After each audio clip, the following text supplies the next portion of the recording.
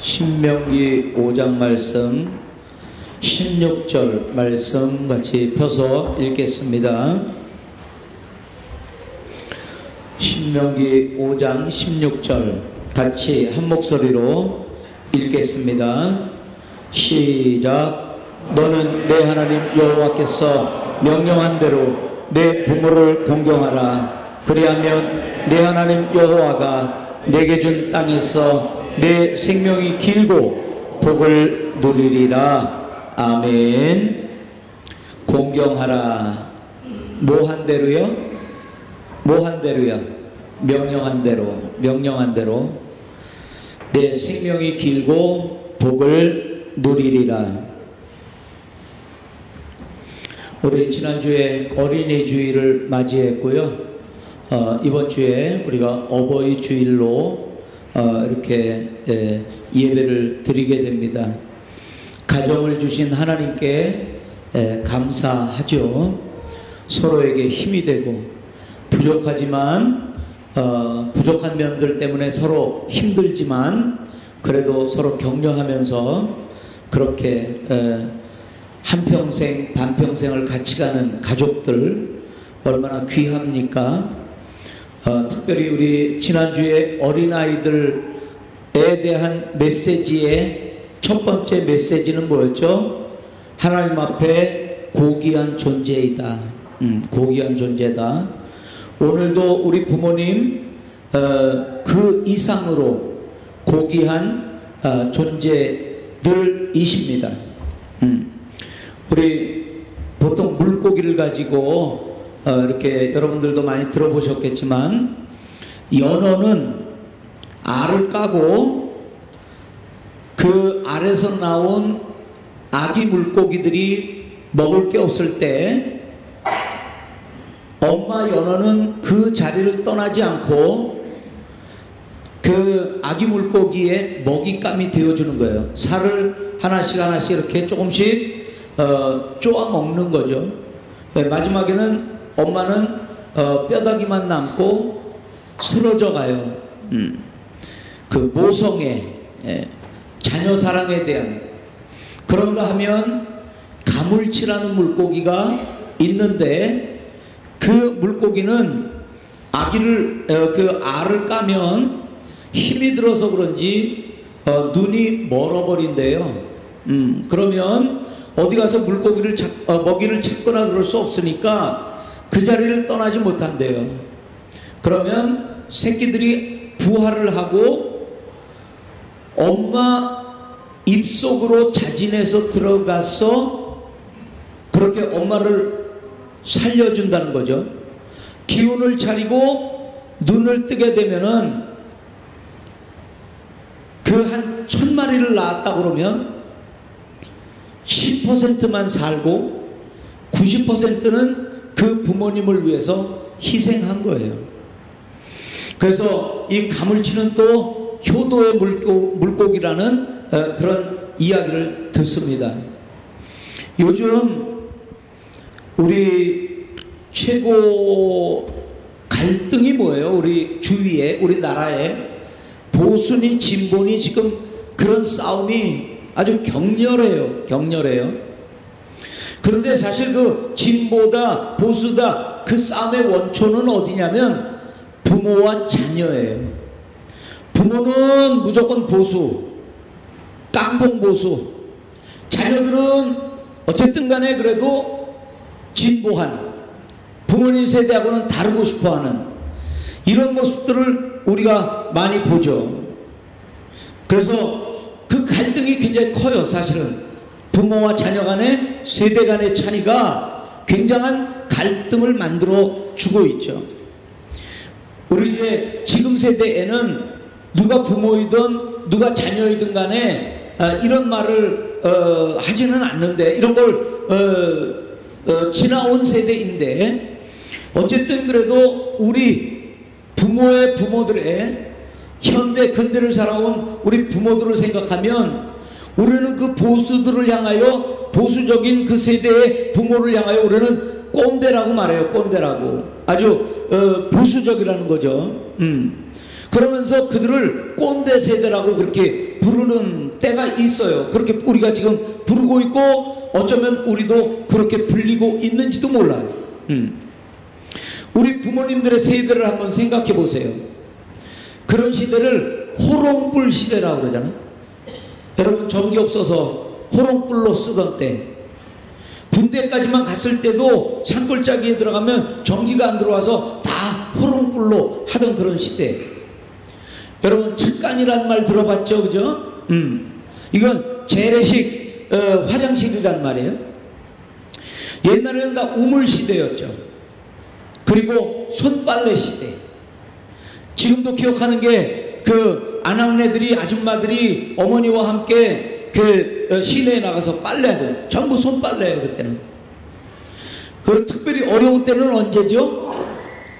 그 강물이 얼었을 때, 시냇물이 얼었을 때, 그거 깨고 거기서 물 떠다가 그 손빨래하고 하던 그런 모습들을 지금도 우리는 잊지를 못합니다. 가마솥 시대. 예.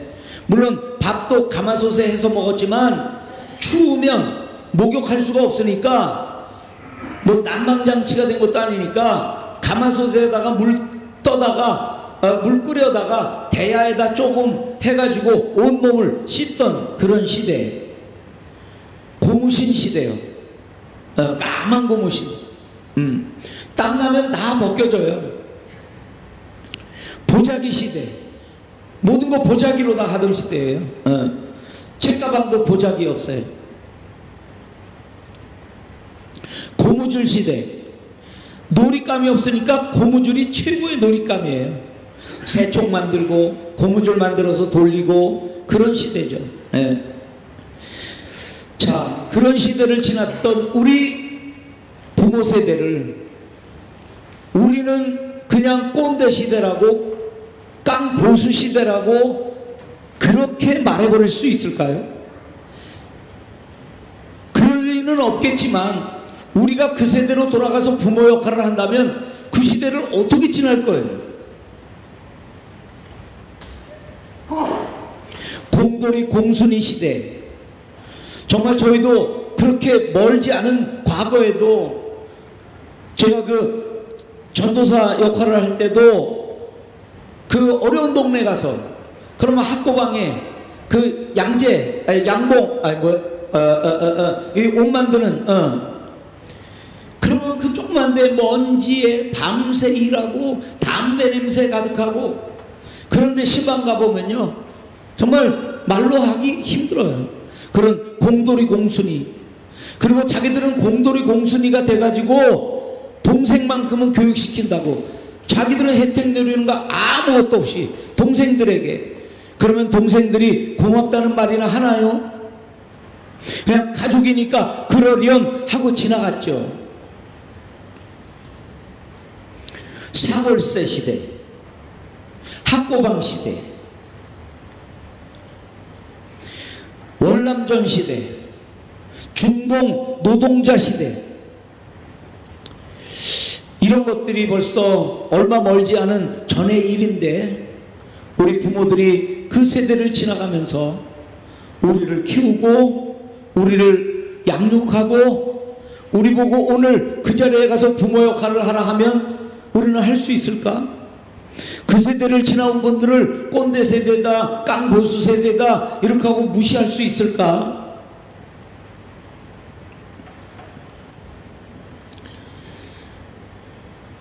기독교가 한국에 들어와서 문화와 부딪혀요. 한국 문화와. 그때 한국 문화의 주류를 이루는 것은 유교 문화였어요. 유교 문화. 그럼 유교의 제일 핵심은 뭐냐면 조상신을 잘 섬기는 거거든요. 근데 기독교가 들어와서 제사 지내지 마라 이렇게 돼버리니까 제일 많이 부딪혔어요. 그것 때문에 많은 사람들이 순교 아닌 순교를 했어요. 그 전통 지키려고, 그 유교의 정신을 지키려고. 그런데 여러분, 유교의 부모 사랑하라는 그 논리가 뭘까요? 이런 것들이 있어요. 그게 뭐냐면 자연적인 현상으로 풀어요. 그게 뭐냐면 뿌리가 있어야 된다. 조상은 우리의 뿌리야. 뿌리가 있어야 나무가 나오고 열매를 맺고 또 거기서 씨가 되어 뿌리를 또 내리고, 이런 자연적인 현상으로 부모 공경을 말했어요.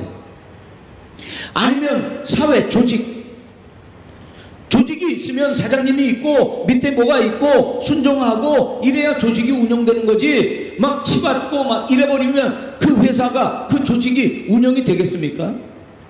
마찬가지로 우리 부모들은 우리를 낳게 한 뿌리고, 우리가 그들에게 순종하고 그들을 존경하고 나이 들면 우리가 먹여 그렇게 양육해 드리고, 그게 사회가 지탱되는 그런 모습이다, 이런 거죠. 그러니까 아무리 부모 공경을 유교가 그렇게 강조한다 하더라도 그 논리는 다 땅에서 나온 논리들이에요. 그런데 기독교가 들어와서 제사를 안 지낸다고 부모를 사랑하지 않는 종교라는 인식이 있었지만, 사실은 기독교만큼 부모를 공경하라고 가르치는 종교는 없어요. 그리고 모든 논리가, 모든 종교나 모든 논리는, 모든 논리가 전부 땅에서 나오는 거예요. 세상에서 나오는 거예요. 그러나 기독교의 부모 공경은 이 땅의 논리가 아니라 하늘에서 하나님이 명령으로 주시는 것입니다. 다른 거죠. 이 땅의 일이긴 하지만 이 땅의 논리로 이 땅의 일을 하는 게 아니라 하늘의 논리로 이 땅의 일을 하는 거예요. 이 땅의 일이 뭐예요? 부모 공경하는 거예요. 세상이 이러니 부모 공경하고 저러니 부모 공경하고가 아니라 그 부모를 공경해야 된다는 논리는 하늘에부터 오는 거예요. 아멘? 하나님이 하시는 말씀이에요. 사람이 하는 말이 아니에요. 전통적으로 하는 말이 아니에요. 하나님이 말씀하세요. 부모를 공경하라고요. 그리고 이 땅에는 부모를 공경하라는 책임만 있지 복이 없어요. 성경은 복을 이야기해요. 내 생명이 길다, 내가 축복을 받으리라. 그리고 내가 축복을 받는 것뿐만 아니라 내 축복이 아닌 자녀들의 축복을 말해줘요. 자녀들에게 그렇게 가르치라고요. 그러면 그 자녀들이 복을 받게 될 것이라고요. 오늘 우리가 한번 성경 말씀으로 한번 들어가 보도록 하겠습니다. 한번 이쪽으로 돌려주시고요.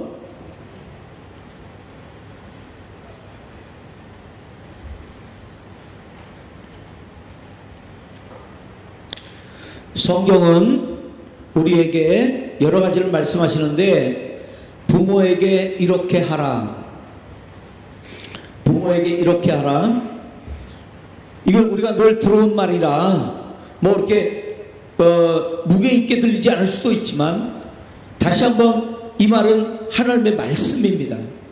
말씀이요. 뭐 사업하는데 사업이 잘 된다 막 그러면 쏙쏙 들어오는데, 별로 그렇게 관계가 없는 부모 사랑하라 그러면 쏙쏙 들어오지 않는 거죠. 그러나 이 말씀은 사업을 위해서 하는 말씀이든 무엇을 하는 말씀이든 하나님의 말씀이라면 우리는 그 말씀을 귀담아 들어야 하는 거예요. 자, 성경은 부모에게 이렇게 하라. 어떻게 해요? 공경하라. 공경이란 말은 우리가 그분을 공경하고 하면은 무엇이 나타나냐면 영광이 나타나요. 그러니까 공경이란 말은 영광이란 말하고 같아요. 경외하라는 말은 영광과 연관된 말이에요. 영광이란 말은 원어의 뜻이 뭐냐면 무겁다는 말이에요. 무겁다.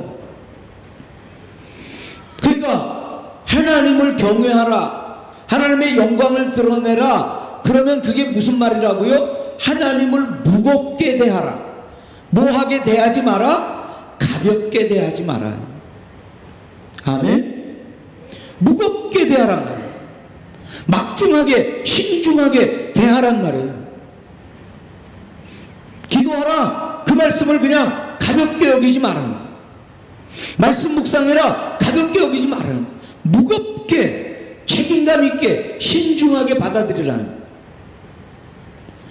하나님을 공경하라, 부모님을 공경하라, 이 말을 가볍게 여기지 마라. 이게 명령이란 말이에요. 마땅한 말한 말이에요. 생명이 길고 복을 누린대요. 이 말이 무슨 말이라고요? 부모님을 남다르게 취급하라는 거예요. 남다르게 취급하라고요. 그냥 평상적으로 그런 관계를 맺지 말고 남다르게 관계를 맺으라. 정말 부모님은 우리에게 남다른 분들인가요? 오늘 주님이 그렇게 부모님을 대하라고 말씀하세요. 남다르게 취급하라고. 경외하라. 레위기 19장 3절을 보면 부모님을 경외하라, 안식일을 지키라, 이게 그냥 아무 가운데 어떤 설명도 없이 두 다른 문장이 같이 붙어 있어요.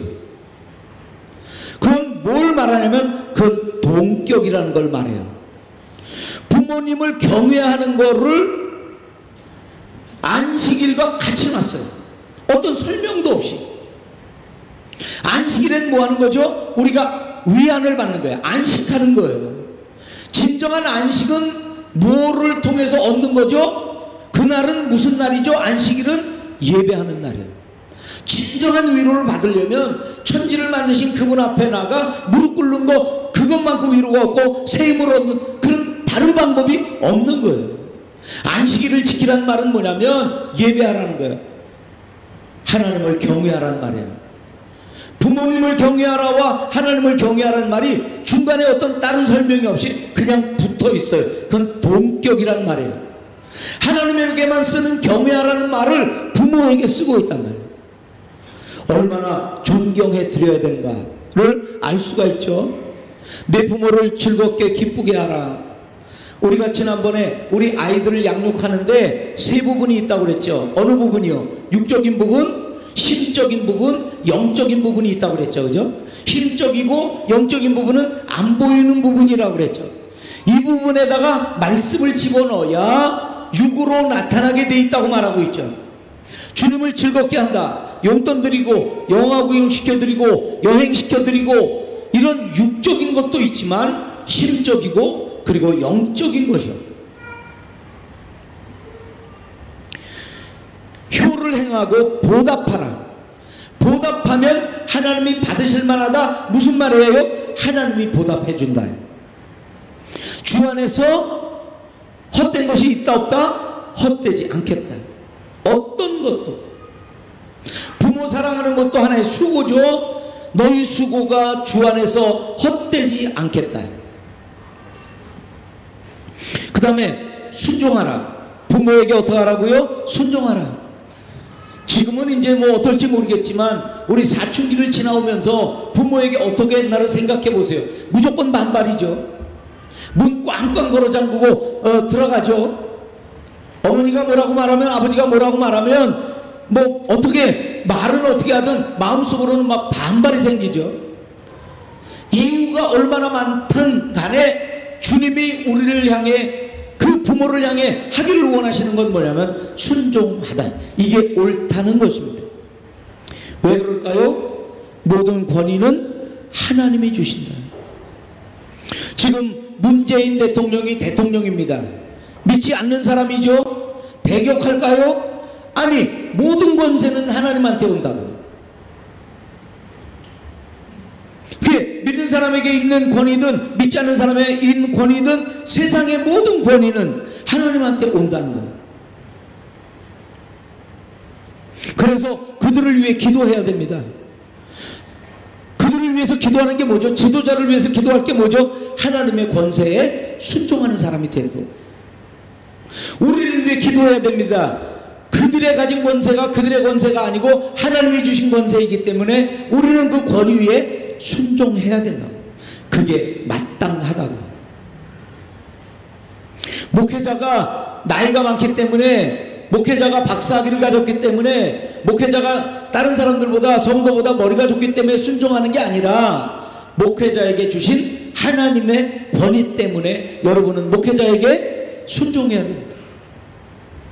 구역장이 여러분들보다 학위가 낮을 수도 있고 뭐 그럴 수도 있어요. 나이가 어릴 수도 있어요. 그러나 구역장에게 순종하는 겁니다. 왜냐하면 그 권위가 하나님한테 왔기 때문에 그렇거든요. 아멘. 내가 있는 곳마다 지도자가 누구예요? 그 권세는 하나님이 주시는 거예요. 특별히 우리가 남다르게 대우해 드려야 되는 부모님, 그들에게 순종하는 것은 너무나도 당연해요. 지금은 뭐 이제 이렇게 떨어져 있으니 순종할 것도 없는 때가 됐죠. 근데 한번 돌아가서 보면은 내가 부모님과 같이 있을 때, 특별히 내가 사춘기 때 얼마나 부모님에게 순종하지 않고 오히려 반발했는가. 여러분들 자녀들 대학이 어떨 때는 굉장히 껄끄러울 때가 있죠, 그죠? 내 애인데 다루는데 어려워요.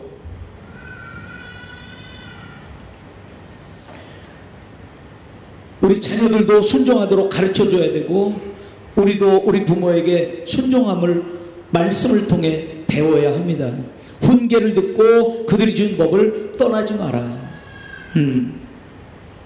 감사하라. 필요를 채우라. 디모데전서 5장 8절에는 뭐라고 되어 있냐면 가족을 돌보라고 되어 있어요. 거기엔 뭐 부모라고 특별히 말하고 자녀라고 특별히 말하지 않고 가족을 돌보라고 말해요. 돌봐야죠. 우리가 열심히 일해요. 애들을 돌보지 못할 정도로 열심히 일해요.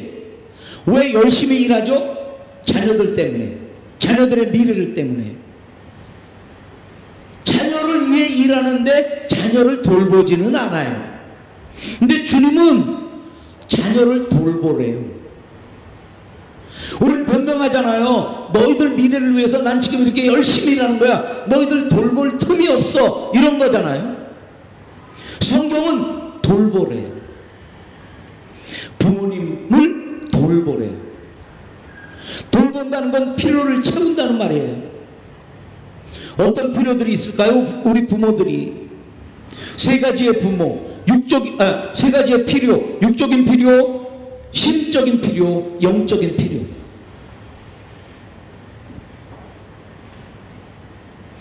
부모에게 이렇게 하지 마라. 지금 와서 이런 말들을 들으면 내가 뭐 그랬나? 이럴 수도 있는 거죠.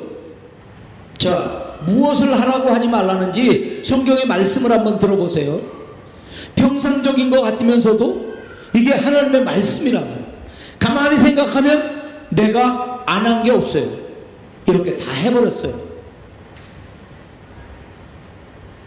그때는 뭔지도 모르고 그렇게 했어요.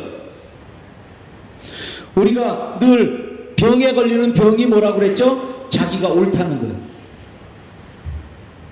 내가 옳다고 하면서, 내가 진보라고 하면서, 우리 부모 세대는 깡보수라고 하면서, 꼰대라고 하면서 우리가 하지 말아야 될 것을 했던 게 얼마나 많았던가. 비방이요. 우리 엄마는 왜 저래? 이건 쉬운 말이에요. 누구나 할 수 있는 말이에요. 근데 그렇게 하지 말라고 성경은 말하고 있거든요. 쉬운 거, 아무나 하는 거, 누구나 하는 거, 아무렇지도 않게 하는 거, 그건 우리 아무렇지도 않게 했단 말이에요. 근데 성경은 하지 말래요. 비방하지 말라고. 제가 늘 드리는 말씀이지만 언제 비방을 하죠? 이유가 있으면. 당연하잖아요. 엄마 그러면 안 돼. 그러고 왜? 이유가 있으니까. 근데 성경은 이유가 있으면 그렇게 해도 된다가 아니라 이유가 있든 없든 간에 그렇게 하지 말라는 거예요. 뭐 하지 말라고요? 비방하지 말라. 비방하지 말라. 돈 사랑하지 말라. 돈 사랑하면 분명히 돈 사랑이 뭐라고요? 모든 악의 뿌리가 돼요. 돈을 사랑하는 게. 그러면 뭐까지 가요? 부모 거역까지 가요.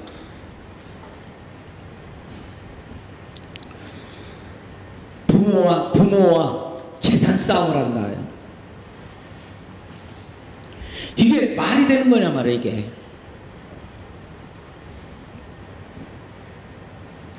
부모를 치는 자, 내가 언제 때렸다고? 때렸잖아요. 빨리 부모님 때린 사람은 빨리 손 들어봐요. 반드시 죽으리라. 이게 아이고 말로 때리고 눈빛으로 때리고 눈 흘기고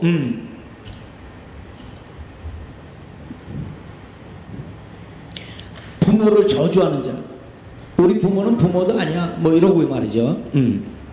자기 기분 따라 상황 따라 우리가 이런 말 할 수 있거든요. 뭐 화가 나면 무슨 말인들 못해요. 화가 났다고 이래도 된다가 아니라 화가 나도 이러면 안 된다는 거예요. 저주하지 마라. 이 말 그대로 보면 내가 언제 부모를 저주했다고, 우리 부모 지옥이 나가라 내가 언제 그랬다고. 근데 우리의 태도와 우리의 눈빛과 우리의 얼굴 표정은 우리 부모를 이렇게 저주해 왔는지도 몰라요. 모욕하는 자, 엄마가 뭘 안다고 그래? 구박하고 쫓아내는 자. 요즘 이런 일들이 많이 일어나고 있잖아요. 이거는 그때 일뿐만 아니라 현재잖아요. 우리 이번에 인투 더 바이블 하면서 많은 은혜를 받았어요. 그죠?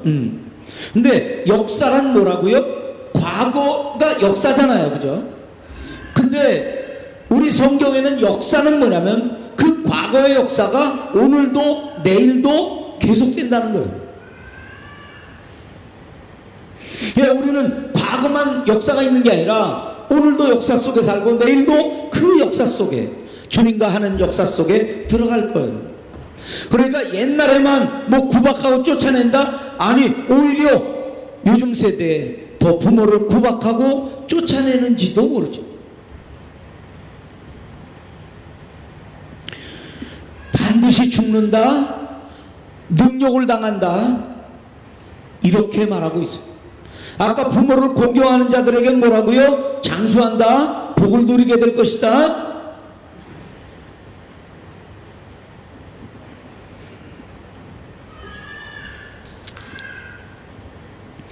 부모를 주신 주님에게 이렇게 하라. 어떻게 하면 좋을까요? 이렇게 하라. 부모님을 주신 주님에게 이렇게 하라. 이렇게 하라를 나중에 결론으로 보고요. 지금은 그렇게 해야 된다면 왜 그렇게 해야 되나? 왜 그렇게 해야 되나? 답은 나중에 결론으로 말씀드릴게요. 이렇게 하라. 부모님을 주신 주님에게 이렇게 하라. 그럼 왜 그렇게 해야 되는데요? 이거예요. 평온한 부모의 품. 젖된 아이가 평온할 수 있는 오직 한 가지 이유는 뭐예요? 여전히 어머니 품에 있다는 거예요. 시편 131편이 그렇게 말하고 있어요. 젖된 아이가 여전히 마음이 평안할 수 있는 이유는 여전히 그 아이가 젖은 뗐지만 어머니의 품 안에 있기 때문에 그래요. 어머니의 태에서부터 주님이 내 이름을 기억했어요. 그때부터 내가 주님을 의지하기 시작했어요. 그때 어머니의 태에 있을 때 주님이 나를 선택했어요. 주님의 위로가 내가 어머니 뱃속에 있을 때부터 주님의 위로가 내게 흘러 넘쳤어요. 하나님의 품은 뭐 같다고요? 부모의 품 같아요. 부모의 품은 뭐와 같다고요? 하나님의 품과 같아요. 하나님의 나를 향한 사랑의 시작은 어디서부터 시작됐어요? 어머니의 태로부터 시작됐어요. 어머니의 태는 내 모든 것의 시작이에요. 내 생명의 시작, 주님의 사랑의 시작, 그것이 내 본향이에요. 하나님이 부모님처럼 우리를 긍휼히 여기시겠대요. 정말 자기 자녀면 잘 되기 위해서 채찍도 들고 징계도 한대요. 그와 같이 하나님이 우리를 채찍질도 하고 징계도 하신대요. 자, 그러면 지금 뭐가 비교되고 있는 거죠? 하나님의 품, 부모님의 품. 하나님의 사랑, 부모님의 사랑. 하나님의 긍휼, 부모님의 긍휼. 하나님의 징계, 부모님의 징계. 지금 뭐와 뭐를 겹쳐서 생각하는 거예요? 부모님이 하나님 같다. 하나님 같다는 말이 뭐예요? 하나님의 대리자란 말이에요. 하나님의 대리자. 이 부모님이라는 건 얼마나 우리에게 귀한 줄 몰라요. 생명을 주셨죠. 그 사랑을 통하여 하나님의 사랑을 알게 되죠. 그러니까 우리 부모님은 이 땅에서 하나님과 같은 존재예요.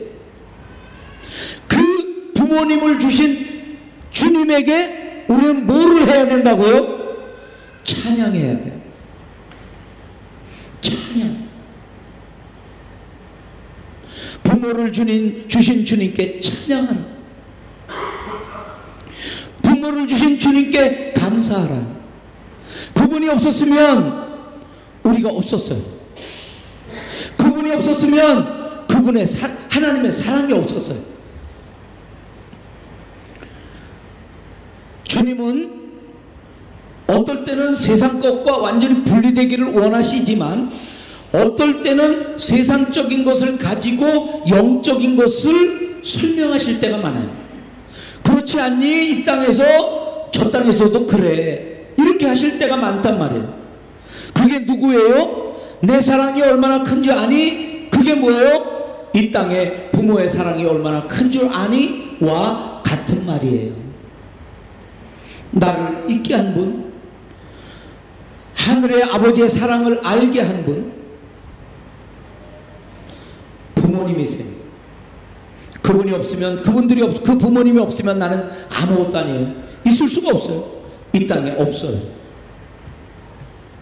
그러니까 그 부모님을 주신 주님을 어떻게 하라고요? 찬양하라고. 자녀를 주신 주님 찬양합니다.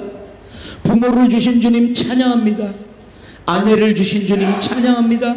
가정을 주신 주님 찬양합니다. 그것을 통하여 창세기에 생육하고 번성하라는 그 주님의 명령을 감당할 수 있도록 도와주셔서 감사합니다. 나를 통하여, 우리 가정을 통하여, 내 부모 사랑을 통하여 주님 뜻이 이 땅에 이루어지소서. 부모 사랑하지 않는데 나를 통하여 어떻게 주님의 뜻이 이루어져요? 뭐 교회 건축한다, 뭐 한다, 헌금 많이 한다. 근데 부모는 사랑하지 않는다. 부모 사랑하지 않으니까 변명들을 하잖아요. 이게 부모를 위해서 마련해놓은 용돈이에요. 근데 뭐 딴 데 쓸 일이 있어요. 그래서 부모 준다고 그랬다가 이걸 할 수 없어. 좀 미안해요. 지금 급한 일이 있어 쓸게요. 그리고 딴 데 썼다는 거예요. 그 이름을 뭐라고 그런다고요? 고르반이라고 그러네. 고르반. 고르반이 뭐예요? 우리 인도네시아에 1년마다 한 번씩 하리 꼬르반이 있잖아요. 꼬르반이 뭐라고요? 희생제물이요. 주님, 부모님께 드려야 될 걸 희생하고 딴 데로 가요. 그러면 안 된다는 거예요. 그렇게 하면 뭐까지 통한다고요? 주님 사랑까지도 통하는 거예요. 11조는 주님 것인데요, 제가 지금 급해요. 다른 데 써야 되겠어요. 그렇게 된다는 거죠.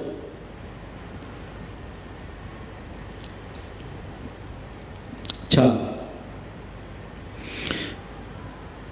연약한 부모님을 향해서 할 게 뭔가?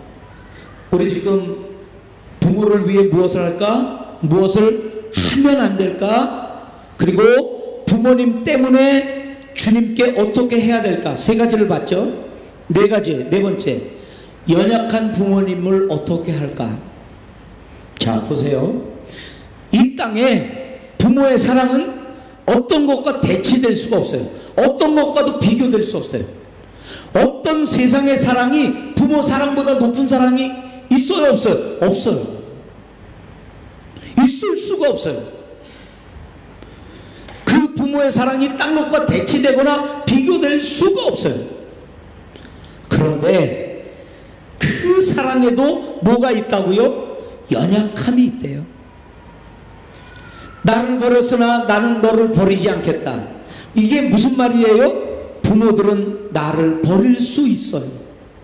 그 지구한 이 땅에서 최고의 사랑이지만 거기에 약함이 있어요. 어떤 상황 속에 들어가면 어쩔 수 없이 버려야 되는 때가 있을 때도 있어요. 고아가 된다든지 버리고 싶어서 버렸겠어요? 자랑스럽게 버렸겠어요? 버리지 못할 걸 이를 악물면서 피눈물 흘리면서 어디다 놓고 오는 거예요.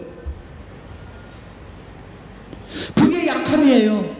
이 땅에서 지고 최고의 사랑이지만 거기에도 약점이 있다는 거예요. 약점.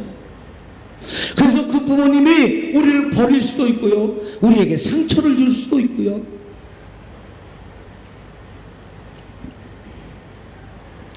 부모 태에서 난 자녀 불쌍히 여기지 않겠냐? 그렇죠, 불쌍히 여기죠. 그럼 버리지 말아야 되는데 버릴 때가 있고 잊어버릴 때가 있단 말이에요. 이게 뭐라고요? 그 지고한 부모의 사랑에도 연약함이 있어요. 그러다 보니까 무슨 일이 벌어질 수 있어요? 성경은 뭐라고 말해요? 부모들아, 자녀들에게 뭐 하지 말라고요? 노엽게 하지 말라고. 우리 부모들이 우리를 키울 때 자신들의 연약함, 덜 성숙함 때문에 우리에게 뭐를 해줄 수 있었어요? 우리를 노엽게 하고 상처 주게 할 수 있었어요. 뭐 때문에? 그들이 막 고의적으로 그랬다고요? 아니요, 연약함 때문에. 그러면 그 부모들을 향하여, 그 사랑을 향하여 우리는 뭐를 해야 될까요? 오늘 우리는 용서해 드려야 돼요. 우리는 다 지금 그냥 살아가니까 살아가나 보다 그러죠. 뭐 부모한테 매 맞고 자라고 뭐 그러면 다 그런 거지 뭐 그러고 지나간 거 같죠. 깊이 들어가서 상담을 하면요, 부모에 대한 상처가 굉장히들 많아요. 잘하면 잘하는 대로, 못하면 못하는 대로 상처들이 얼마나 많은지. 내가 왜 부부 싸움하는 줄 아세요? 부모의 영향력이에요. 부모가 싸우는 그 영향력이 나한테 온 게 아니라 부모가 준 상처 때문에 내가 받은 상처 있고 남편 받은 상처, 아내 받은 상처, 이것들이요 융합이 안 돼가지고요 부부 싸움이 되는 거예요. 상처가 없는 듯하고 그냥 그때 그렇게 잘하는 거지, 뭐 매맞으면서 잘하고 너 커서 뭐가 될래 그러고 막 그렇게 잘하는 거지, 평상적이지. 근데 그게 왠지 모르게 우리 속에 상처가 되어 남아있어요. 상처 있는 아내, 상처 있는 남편이 부딪히면, 만나면 부딪힐 수밖에 없어요.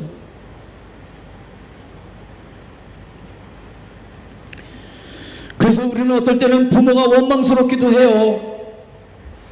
그러나 오늘 우리가 할 거는 부모를 바꿨으면, 부모가 좀 고쳐줬으면이 아니라 용서하는 겁니다. 그건 부모를 위해서도 그렇게 하지만 나를 위해서도 그래요. 이제 상처 이제 그만. 그분들이 연약해서 그랬어요. 그들이 덜 성숙해서 그랬어요.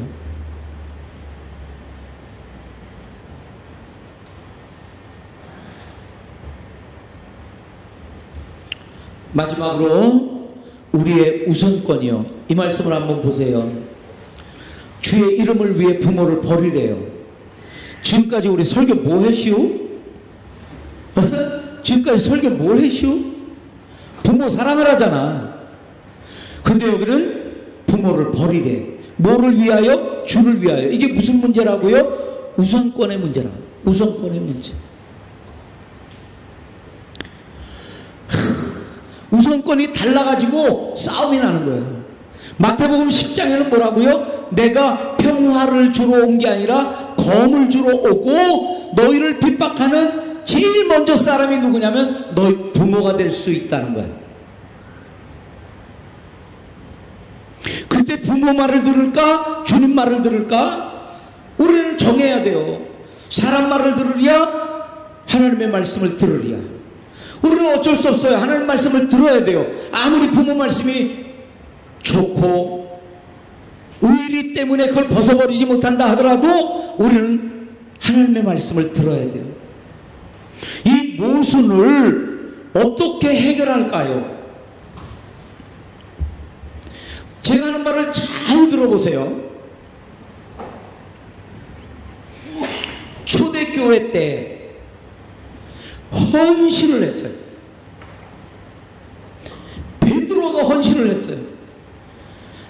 바나바가 헌신을 했어요. 막 나가서 집에도 안 들어오고 막 나가서 막 복음 전한다고만 해요. 바나바가 재산을 다 갖고 와서 교회에다가 다 놨어요. 우리 같으면 제일 먼저 일어날 일이 뭔가요? 제일 먼저 일어날 일이 뭘 거예요? 빨리 얘기해 보세요. 그냥 우리 평상적인 그런 일. 내가 집을 팔았어. 그래서 교회에다 바쳤어. 그러면 아내가 제일 먼저 하는 말이 뭐예요? 빨리 얘기해 봐요. 빨리 얘기해 봐. 잘 드렸어요, 여보. 정말 존경해요. 이럴까요? 애 교육은 어떻게 시키라고? 내일부터 뭐 먹고 살라고? 근데 성경에요, 그런 기록이 하나도 안 나와요. 그럼 무슨 말일까요? 남편이 헌신했어요. 그럼 아내가 불평했다가 아니에요. 그러면 아내가 그렇게 헌신했어요. 막 귀부인들이, 전도받은 귀부인들이 막 예수님 막 물질로 서포트해요. 그러면 남편이 잘한다, 잘해, 집안 꼴은 뭐고, 이런 기록이 없어요. 어떻게 된 일이죠? 어떻게 된 일이에요?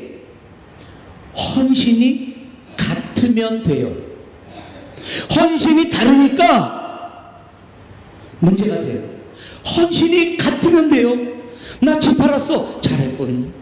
나 또 집도 팔을게. 아내가 이제는, 아니 우리 두 개 있는 거 그것마저 팔면 어떡하냐? 그게 아니라 또 팔을게. 남편이 팔았더니 아내가 잘했군. 이제 아내가 남은 것까지 팔어. 남편이 잘했군. 왜? 헌신이 같으니까. 초대교회에 불평했다는 말이 없어요. 가정이 그래서 깨졌다는 말이 없어요. 그러면 우리의 주제로 돌아가 봐요. 왜 우선권을 따져야 되는 거죠? 우선권이 다르니까. 어떻게 하면 문제가 해결되죠? 우선권이 같으면. 됐어요? 무슨 말인지 이해가 되셨어요? 아, 이거 진짜 이해를 하셔야 되는데. 됐죠? 그죠?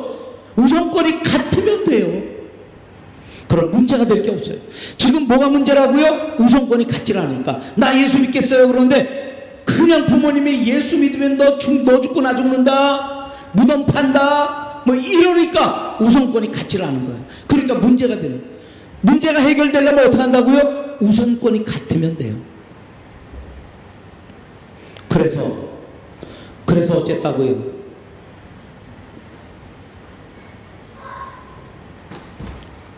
빨리 시급하게 전도해야 돼요. 빨리 시급하게 전도하는 거예요. 부모님도 우선권이 예수님이에요. 나도 우선권이 예수님이에요. 그럼 문제될 게 없어요. 지금 우선권이 달라서 문제가 되는 거예요. 우선권이 같아야 돼요. 그래서 우선권이 다른 부모에게 같은 우선권을 갖도록 하는 게 뭐예요? 그게 전도예요. 거기도 예수님이 우선권, 나도 예수님이 우선권. 그 핍박 가운데 수많은 유혹이 와도 우리는 너끈히 이길 거예요. 핍박이 오거나 뭐 그럴 때 부모는 야 임마 이제 좀 교회 좀 그만 나가고 거기 정신 팔지 말고 빨리 이렇게 해 저렇게 해. 그런데 우선권이 같아버리면 우선권이 같은 자녀와 부모가 무릎 꿇고 두 손 모아 기도하면서 이 환난을 지나가게 해주세요, 이 유혹을 지나가게 해주세요, 한 팀이 되는 거죠. 아멘. 아멘. 그러니까 부모 공경의 최고는 뭐예요? 복음 전하는 거예요. 마지막 날을 만나는 것도 힘든데, 마지막 날에 그 환난을 만나는 것도 힘든데 혼자 거길 지켜나가려면, 믿음을 지켜나가려면 얼마나 외롭고 힘들어요. 부모님과 한 팀이 되어 한 동역자가 되어 기도하며 그 환난을 이기고 해야 되는데, 오히려 그때 적이 부모고 적이 형제면 얼마나 더 힘들고 어렵겠어요. 그러니까 그 가운데, 유혹 가운데, 환난 가운데 부모가 적이 되는 게 아니라 부모가 동역자가 돼, 그러게 하기 위해서 우리는 빨리 시급하게 복음을 전해야죠. 아멘. 그래서 같은 헌신, 같은 우선권, 이게 돼야 아름다운 하나님 나라를 이루어가죠. 우리 가정에서, 교회에서.